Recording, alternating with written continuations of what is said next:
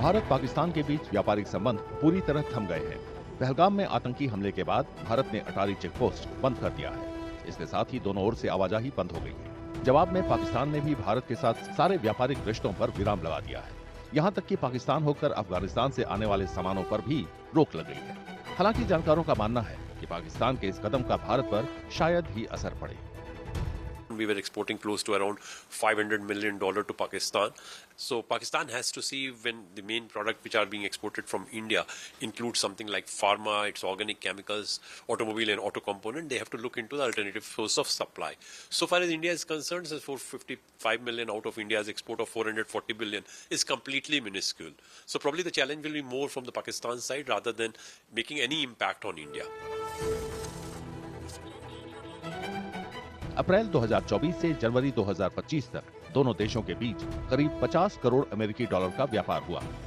इसी दौरान भारत के वैश्विक व्यापार का आंकड़ा लगभग 800 बिलियन अमेरिकी डॉलर था।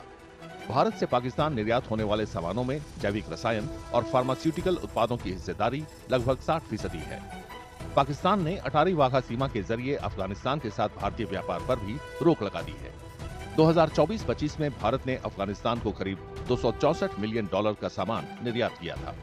वहां से 592 मिलियन डॉलर का सामान आयात हुआ था। भारत से अफगानिस्तान ज्यादातर समुद्री रास्ते सामान जाते हैं, जबकि अफगानिस्तान से आयात पाकिस्तान से होकर जमीनी रास्ते होता है।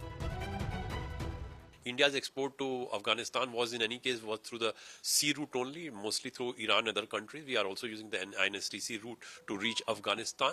That will continue. Probably Afghanistan may also look into whether there will be an alternative route of supply to India. So as of now, because of this grim situation, definitely the Afghanistan exports to India will be impacted. If I'm looking into the data, based on the last year data, it was close to around $650 million. India's export to Afghanistan was around $350 million. Pakistan ने तीसरे पक्ष के व्यापार पर भी रोक लगा दी है। इससे भी अफगानिस्तान से भारत को निर्यात में कमी आ सकती है। अफगानिस्तान को भारत में निर्यात के लिए समुद्री रास्ता अपनाना पड़ सकता है। इससे भारतीय आयातकों के लिए कीमतें बढ़ सकती हैं।